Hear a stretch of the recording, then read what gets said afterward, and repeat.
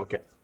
In the previous class, I completed two machine architectures, SIC and SIC-XC machine architectures. And briefly, I have already given some introduction about assemblers also. The basic functions of assemblers. It means uh, if we call it as a assembler, it should perform at least these two functions or these two operations. So what is that first function? First function is, in fact, assemblers will translate the assembly level program to low level program, correct? But the compiler will convert high level program to low level program. But I am talking about assemblers. Since assemblers convert or translate assembly level programs to low level programs or machine level programs, the first function of any assembler should be, it should translate the mnemonic operation codes. Mnemonic operation codes are nothing but in your program, line by line, whatever the instructions you have written. Technically, we call them as operation codes, opcodes. Okay, so those mnemonic codes or mnemonic instructions we have to. We means what? Assembler. Assembler has to translate or convert into machine language. Okay, then how it converts it into machine language? It just goes to appendix A, and there are already list of instructions along with some opcodes are there. Just you take those opcodes and you convert them into hexadecimal. So I mean in the form of zeros and ones in our instruction format box or diagram, whatever I had explained in my theory classes in of college. Okay. Second function is what that assemblers should do. Assemblers should assign the addresses to symbolic labels. Symbolic labels means in our program, there are some operands are there, some variables are there. For those variables, these assemblers should assign the address. Okay, in memory location, there is some space is there. In that space, these symbols are going to be defined. So here, for these symbols or these operands, this assembler should assign the addresses. Okay. Then apart from these two basic functions, it does so many other things. We will see them in the next topics. Okay. But these are the two basic functions which any assembler should perform. Okay. So next topic is basic assembler functions. See, here we are going to see these basic functions in detail, how exactly it translates the mnemonic operation codes to machine language equivalent, and it assigns the addresses to symbols. Here in the next slide, I am going to show you one figure. That figure is going to show us one SIC program. Okay, SIC program, and it is written in which level language? Assembly level language. So I call it as a assembler language. So that figure shows me one program which is written in the assembly level language for particularly SIC machine, not for SIC-XC machine. This program is written for SIC machine. And to show or to understand different features or extra functionalities of assembler, we will rewrite the same program again and again. So we call them as variations of the same program. So same program, whatever I am going to show you now, throughout this first module, the same program we are going to write it in different ways. It means that right now I have written it for SIC machine. After one or two topics, I write that same program for SIC-XE, and in SIC-XE, because of increased number of instruction formats and addressing modes, the features or characteristics of assemblers will be different there. Okay, so in that program, now whatever I am going to show you, you open it in page number 47 of your textbook. Okay, and in that page, if you observe that program, there one column is there in that program which is containing line numbers. Okay, those line numbers are not part of your program, or it is not affecting the logic of your program. Okay, so these line numbers, why the author has written these line numbers? To help us. Okay, because it is a n number of code is there or program is the assembly level program for SIC machine. So to go to particular instruction, instead of reading that instruction, so just I tell you to go and see or look into that instruction by using these line numbers. So line numbers are not part of our program.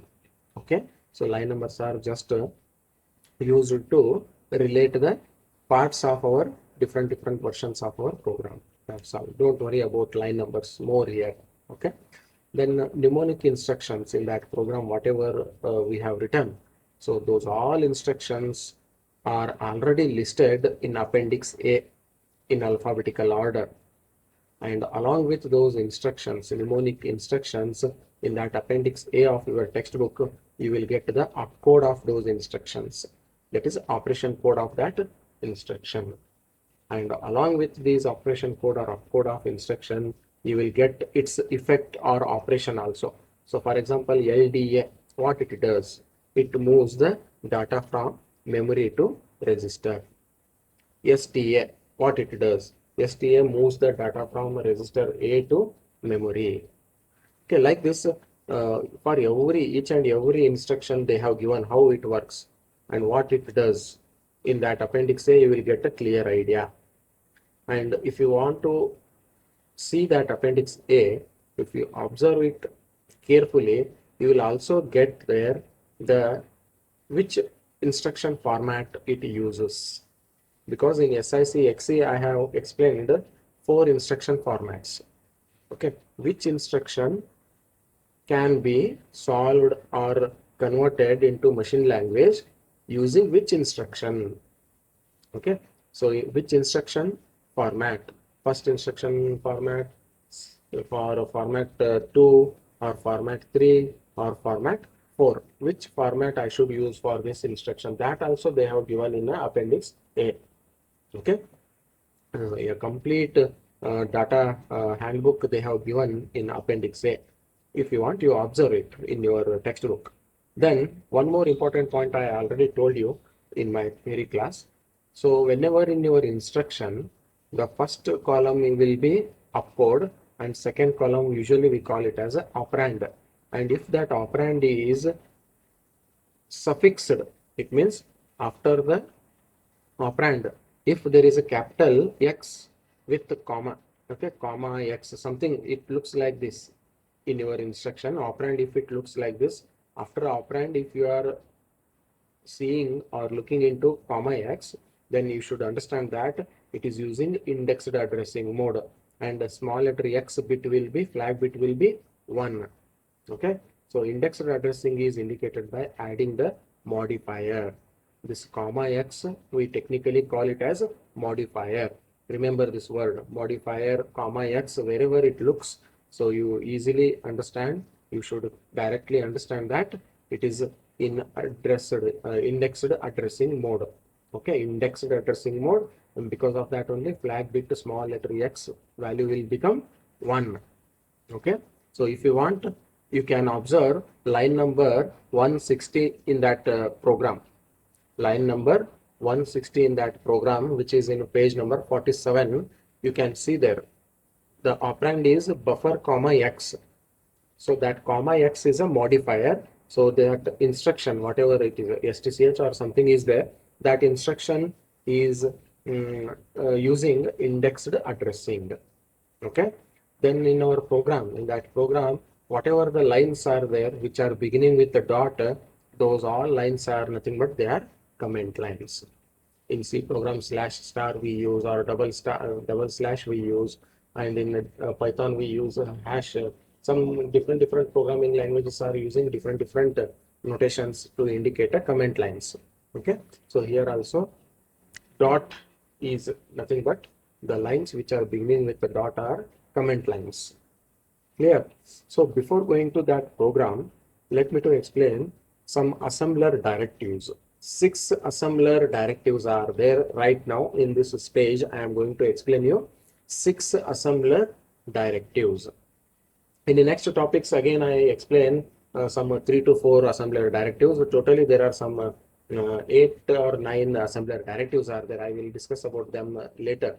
Right now in this stage, you should understand the basic 6 assembler directives. So what are these assembler directives? These are not instructions or operation codes of my program, but they are present in my program. Okay. See, these assembler directives are not instructions. Okay. Or they are not operation codes like LDA, STA, LDCH, STCH. They are not, hmm, they are not instructions, but they are present in my program. So these assembler directives play a very important role. Because of that only we have included them in our program. And whenever I tell you to search the upcode of any instruction in Appendix A, you will go there and you will search the upcode of the instructions like LDA, LDCH, STA, STCH, so many other COMP, COMPR, so many n number of instructions are there. You will find out the upcode.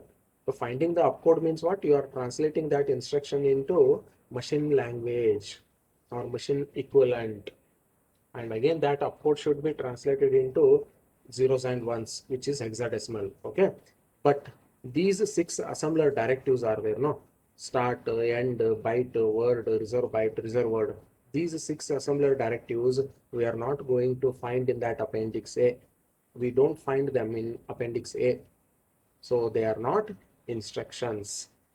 Okay, they are not part of our logic of our program, but they are part of my program. They are not part of logic of our program, but they are part of our program. Okay, then why we should use these assembler directives? So as yesterday I told you, so every program is divided into 2 parts. One part is a logical part, and the second part is a storage defining part.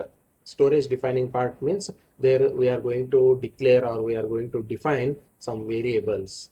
It means that we are going to reserve the memory for some operands or variables.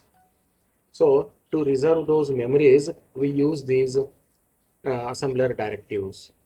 Okay. So since their name is directives, which directives? Assembler directives. Okay, since they are called as assembler directives, they are going to direct somebody. Who somebody? They are going to give guidelines. They are going to direct the assemblers. They are going to instruct the assemblers. Clear? So even though they are not instructions of our program, they are present in our program, and they are not actually instructions, or they are not a part of our logic of our program. Okay, so we will not translate them into machine language equivalent, and we will not translate them into machine language equivalent.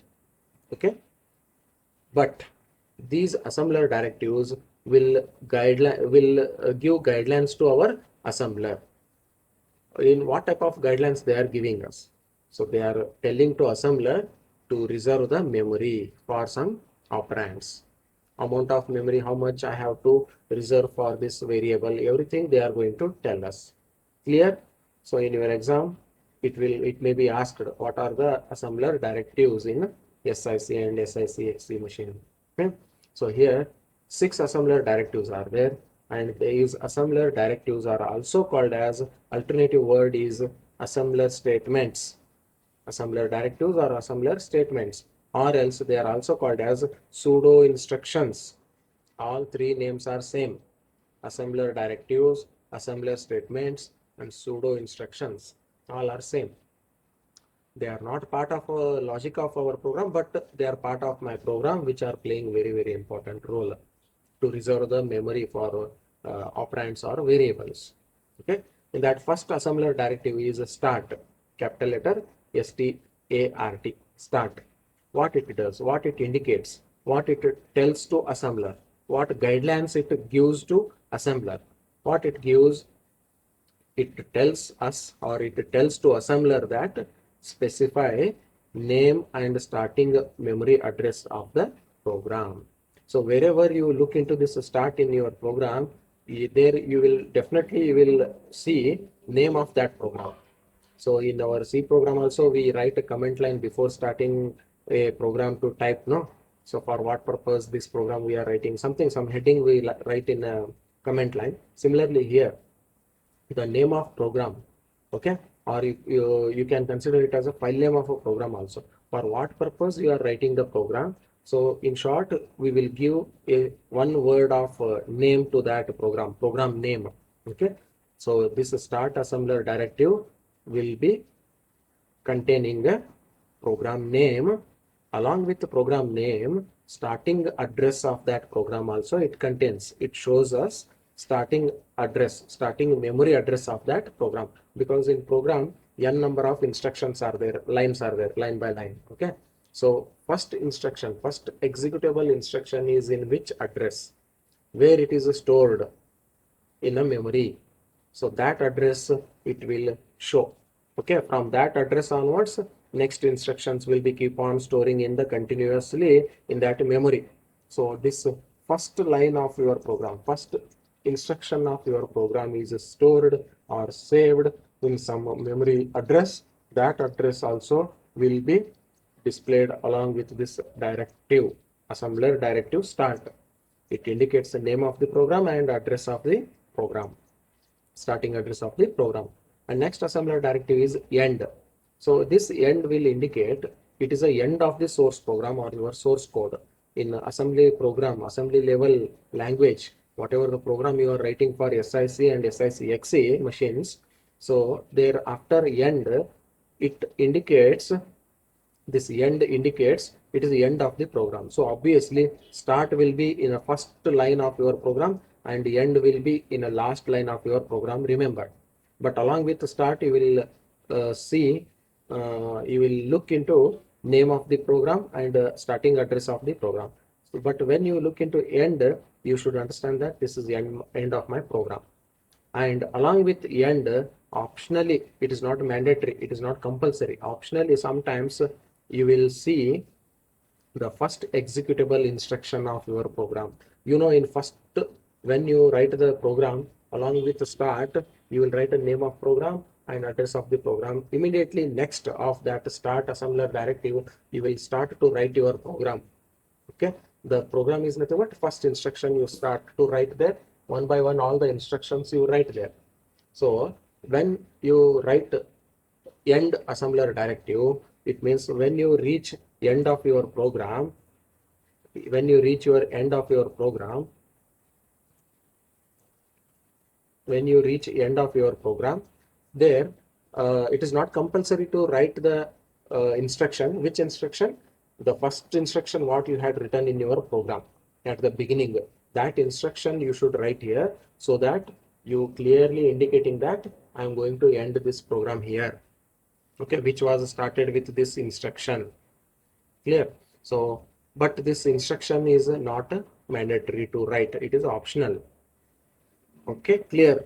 Next assembler directive is already I explained you in previous class, BYTE, byte. What it does, it reserves 1 byte of memory for particular any specific operand, and in that 1 byte of data, 1 byte of memory, what data you are going to store. Okay, that also we will write in the third column of my program. Remember, so byte reserves 1 byte of memory, and in that memory, what data you are going to store, that data we will write there only. Oh, because of that only, we will call it as a, it is going to generate a constant. Remember, byte will generate the constant. After reserving the memory, it generates the constant. It generates the constant means it is going to store some constant value in that byte. Okay, since if it is a SIC machine, it generates only integer constant or character constant, or else sometimes it generates the hexadecimal constant. Okay, so most of the times we see character constant and hexadecimal constant in our program. So byte generates the byte character constant or hexadecimal constant. And in previous class, I told you when I was explaining you string 1 and string 2 program, that is indexing and looping program. There I had written character constant as a VSMIT. And also, in fact, in first program also, I had written capital C followed by capital Z. That capital Z is enclosed in a single quote. I already told you what that capital C indicates. That capital C indicates character constant. Okay. Similarly, in the place of character C, if there is a capital X, then we should call it as hexadecimal constant. So byte will reserve 1 byte of memory, and also it generates the character constant or else hexadecimal constant. And if it is a character constant, inside that character constant, if you write only one character, it reserves only 1 byte. If you write two characters, it reserves 2 bytes. And if you write 5 characters like VSMIT example I had taken, so if you have written 5 characters in that character constant, then byte will reserve 5 bytes. Clear? And in those 5 bytes, what all the data I am going to store, that also you are writing there only. In first byte I am storing V, in second byte I am storing S, in third byte I am storing M, in fourth byte I am storing I, in fifth byte I am storing T, VSMIT. So like this, how many number of characters you have written in your character constant, then that many number of bytes it will be reserved by this byte assembler directive. Clear? Then next assembler directive is word.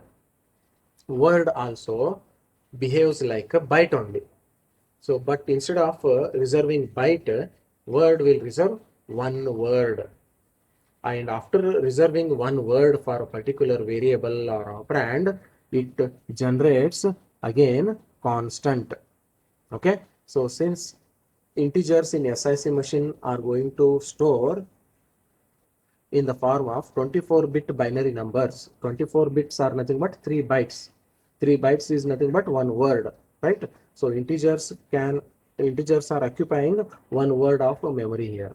So this word assembler directive will reserve one word of memory, and in that one word, which value is going to be stored, that also we will write in the same statement in the last column.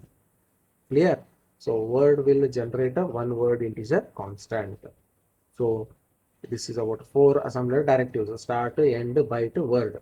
Next are also very interesting. Fifth assembler directive is reserve byte. Reserve byte also I told you in previous class. Reserve byte also reserves some amount of memory or some number of bytes. How many number of bytes it reserves for a variable? It reserves how many numbers, which number you have written in operand column. Okay, operand column, whatever the number you write, that many number of bytes will be reserved by this reserve byte assembler directive. Clear? But in that bytes or in that memory, which data I am going to store, that we will not specify in the program. Okay, we are just writing how many number of bytes I want to reserve. So that many number of bytes will be reserved by this assembler directive RESB, that is reserve byte. Okay, in the same way, reserve word. So how many number of words you want to reserve, that many number of words will be reserved by the assembler directive RESW, that is reserve word. Clear? But in that word, in those words, which data I am going to store, I don't write in my program in third column. Clear? I write which data I am going to store in byte and word only in this assembler directives byte and word. So most of the times they reserve, actually they have capacity or capability or they have freedom to reserve only 1 byte of memory. If in special cases there are multiple number of characters are there for constant character constant, then that many number of bytes will be reserved by byte assembler directive. Word will reserve only one word, and in the one word which data you are going to store, that data also you should specify here only. But reserve byte will reserve how many numbers you have written, how many number of bytes you require, that many number of bytes will be reserved. In those bytes, which data I am going to store, I don't write here. Okay. Similarly, reserve word will reserve that many number of words, how much you require. Okay, you should specify only number of words you require. That many number of words will be reserved in a memory for a variable or any operand. But in that operand or in that memory, which data you are going to store, I don't write here. Clear? So these are 6 assembler directives: start, end, byte, word, reserve word. Yeah, understand? These are assembler directives, assembler statements, or pseudo instructions. Now we have given one or two note here. What is that? The above shown assembler directives are not translated into machine equivalent. Correct? Because of that only, see here, the above shown assembler directives are not translated into machine equivalent or machine instructions, even though they have effect on our object program. Object program means the program which is converted into low level language or machine language, object program, which can be understood only by the machines. Okay, that is called as object program. The program what you have written in assembly level language, it is called as a source program or source code. Okay, so these assembler directives are playing very important in our role in our program, and even though they have a effect on our object program, but these assembler directives are not translated into machine equivalent. Because of that only, you will not find them in appendix A. If you want, you open your appendix A and you search start, end, byte, reserve byte, word, reserve word. They are not available there. Okay, they are not instructions, they are assembler directives. Instead of that one, what they are doing, instead of converting them into machine language equivalent, what they are doing, they just provide the instructions to assembler itself. Clear? They are guiding, they are helping the assembler in reserving the memory for variables or operands. Then byte and word direct or instruct or guide the assembler to generate the constants. What kind of constants? Just now I told you they generated character constant or hexadecimal constant as part of the object program. Remember, byte and word will generate the constants. Which constant? Character constant or hexadecimal constant as part of our object program. To generate these constants, these two assembler directives will help the assembler. Okay, reserve byte and reserve word will instruct the assembler, or they will help the assembler to reserve the memory locations without generating the data values. Clear? It means that in those number of bytes or number of words, whatever the assembler is going to reserve for particular variable or operand, in that operand or in that memory, which value you are going to store, we don't write here. That is nothing but we are not, these two assembler directives are not going to generate any data values or any constants. They are just reserving the memory. Clear? Okay. Now you open your page number 47. There one program is there which is written in assembly level for particularly SIC program, SIC machine. Okay, so here what is the purpose of this program?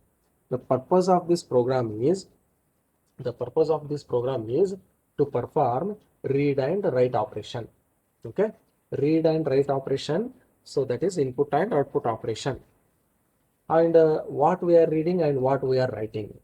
So we are reading some data or some string or some characters from input device keyboard, and we are writing that data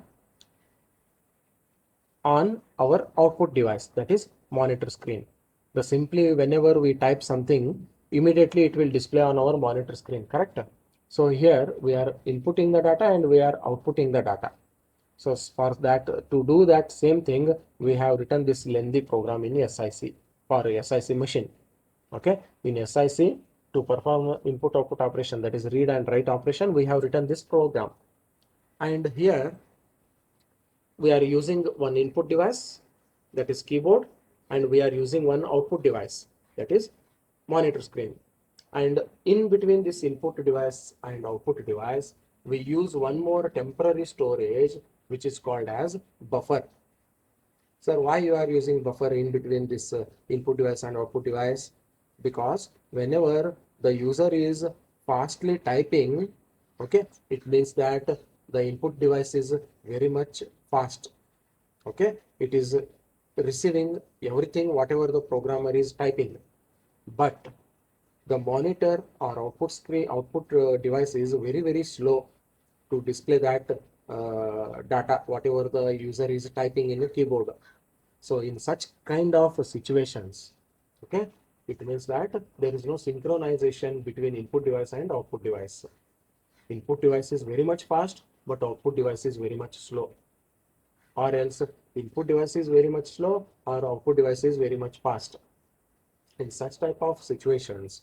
So instead of directly reading the data from a keyboard and storing into the or displaying it onto the output device, so if that output device is slow, then we will temporarily store that data whatever the keyboard is reading, that data will be stored in intermediate one temporary storage, that is a buffer, and from buffer to output device the data will be moved later.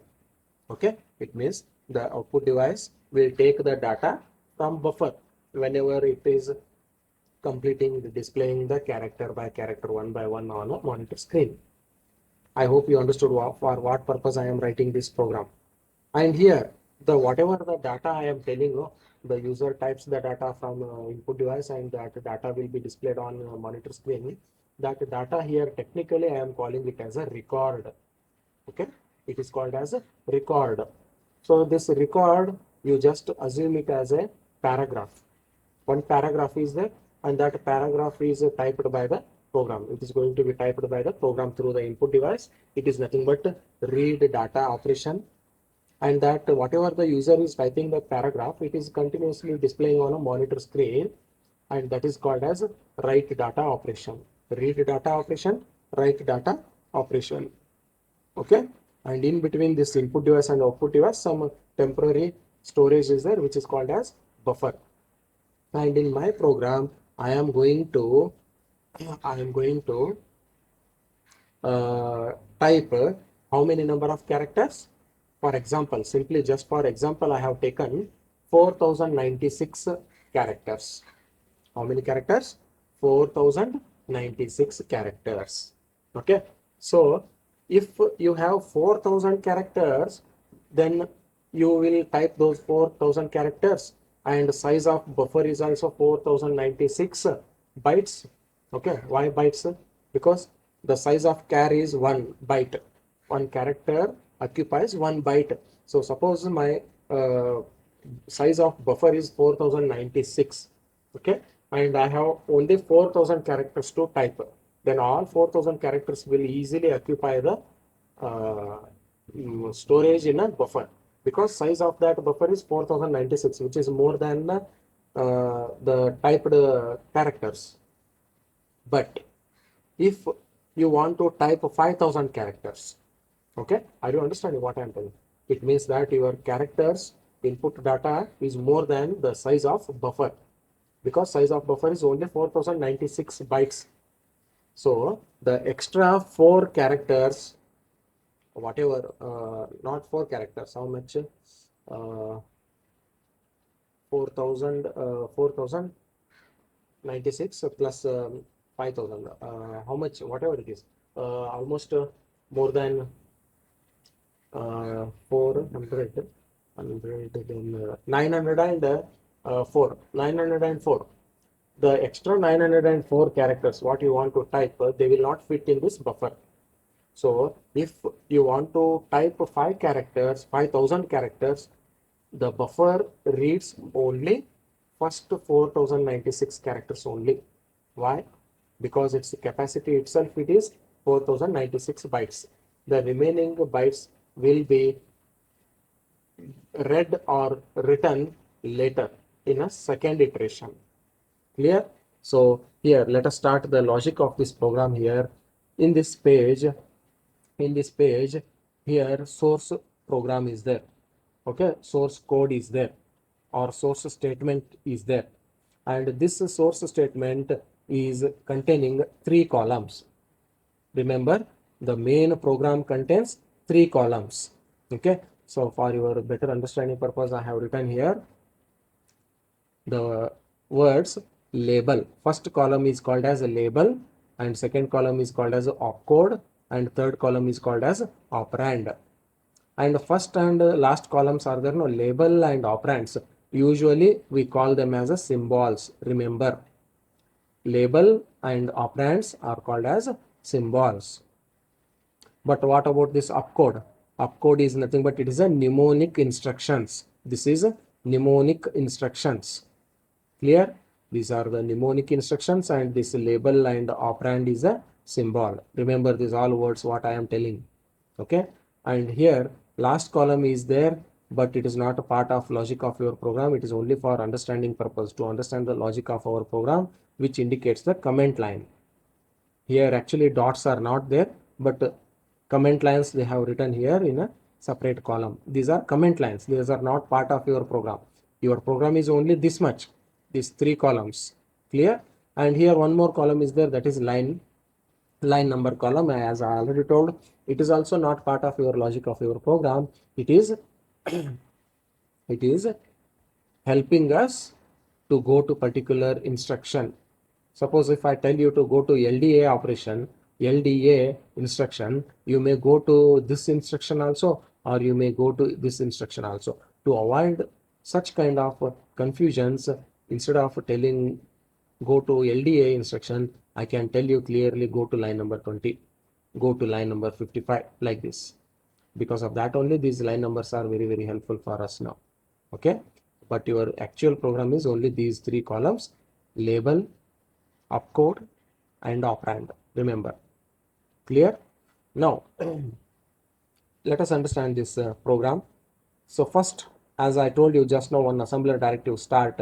This assembler directive start is along with the program name here. Okay, program name is a copy. Why we are copying? We are copying the record. We are copying the paragraph. We are copying the string. We are copying the characters one by one from input device, and we are pasting it on a output device. Okay, so here copy is a name of the program. Copying a file or a record from input device to output device, right? And along with start, I told you there should be a name of a program, and along with name of program there should be a starting address of the program. Here I am assuming that my program is starting, or its first instruction is stored in the address 1000. Here my program starts from the 1000 address location, memory location. Okay, my program starts from the address 1000. Next, your first executable instruction or statement of your program is STL. STL is nothing but store the return address in a register L. Okay, store the return address in register L. What is register L? That is linkage register. What it does, it stores the return address. Okay, it stores the return address. And STL is your first executable instruction in this program. Here with pencil I have written, it is the first executable instruction in your program. Okay, so because of that only here I have written, just to indicate it is my first executable instruction, just I have written one label here, that is first.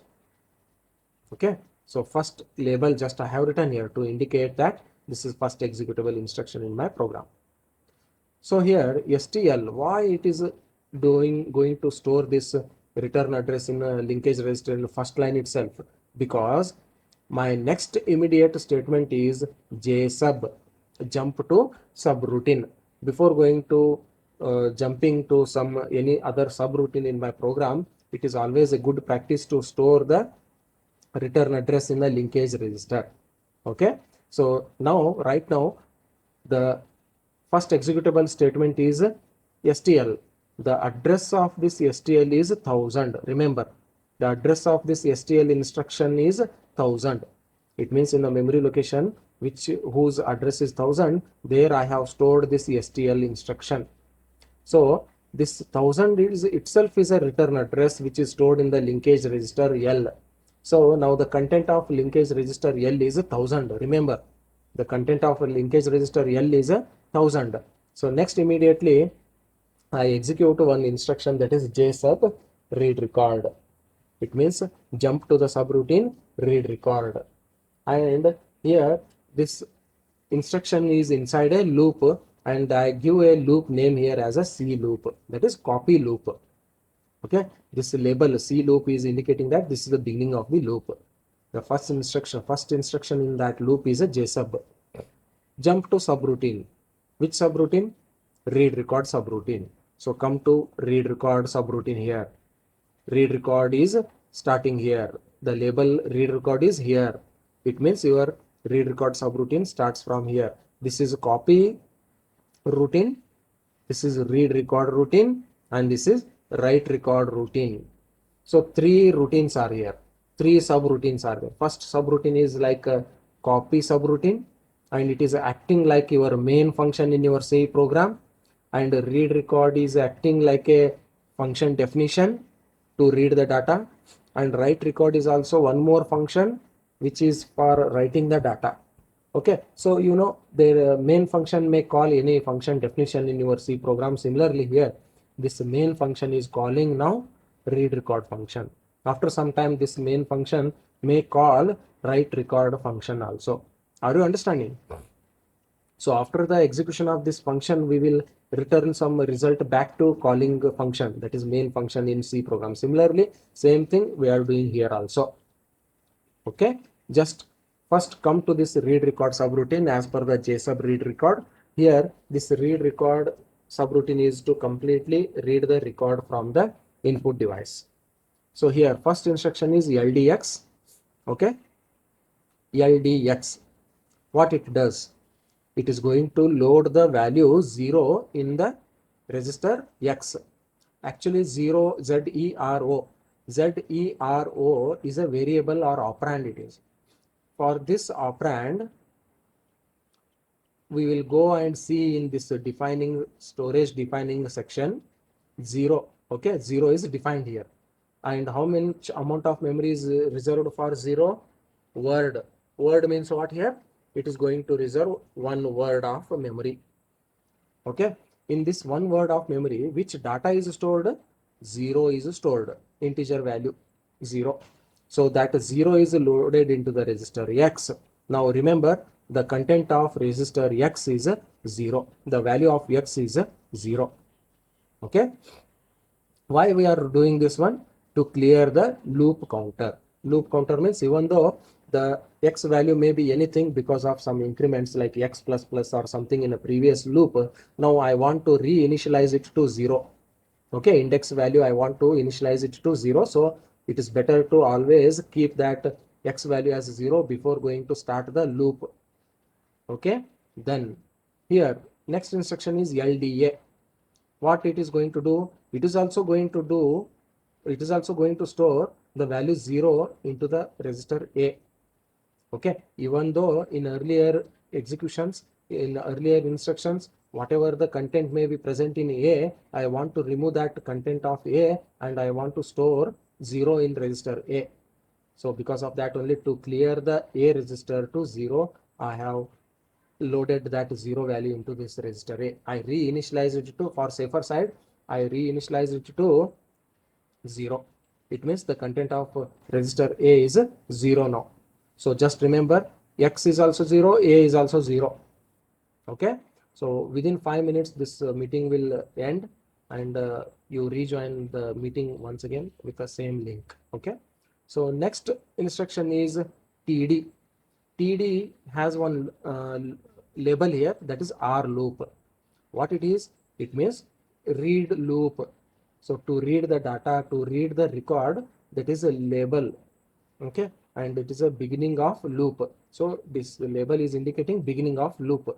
So TD, test device. Which device you want to test? Of course, input device you want to test.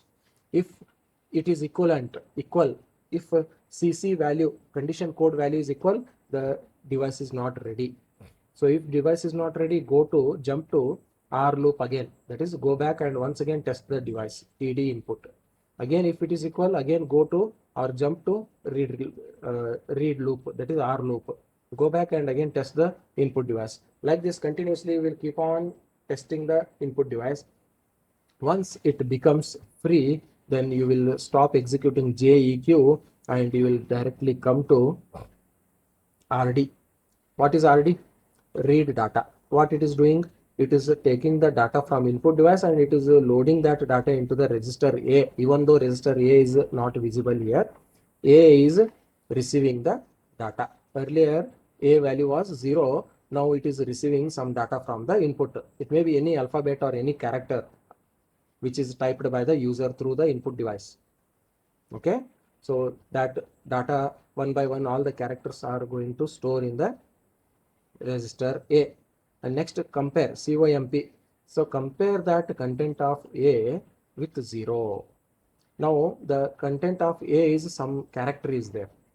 Okay, so that character is there means what? It is not equivalent to 0. So this condition is false. If it is equal, then I should execute exit, JEQ exit. It means completely I should come out of this program. Why? Where is exit? You should come to this one now. Jump to exit, and you just go back to your calling function. But it is not equal. So I skip this JEQ exit statement. Then I come to STCH. What it does? STCH will store the character from register A into a temporary storage buffer which is in between my input device and output device, and particularly in buffer where it will store. It will store in the index X. What is the value of X now? 0. In the index 0, it stores that character. After that, TIX, what it does? It performs two operations. First, it increments the value of X and it compares that incremented value of X or new value of X with the memory. Correct? So TIX is nothing but X plus plus. X was 0, now X plus plus. It means that now X became 1. That 1 is compared with max length. Where is max length? You should search here. Okay, max length here. Max length label is here. And in this max length is defined here. And for max length, how much amount of memory is reserved? Of course, only one word is reserved because assembler directive is word here, not reserve word. Okay, only word is reserved. It means one word is reserved. And inside that one word, which value is stored? 4096 is stored. Why 4096 is stored? Maximum length of my buffer is 4096. Remember. Okay, 4096 is a maximum length of my buffer. So how, sir, you understood that buffer size is 4096? Because in definition section only I had observed already buffer is a variable. For this buffer, how much amount of memory is reserved here? Reserve byte. Reserve byte is nothing but it is going to reserve how many number of bytes you want to reserve. Okay, how many number of bytes you are going to reserve? 4096 bytes you want to reserve for buffer. So because of that only, for comparison purpose, in my loop I want this maximum length. Okay, just like I is equal to 0, I is less than n. Okay, you do know in your C program, same type.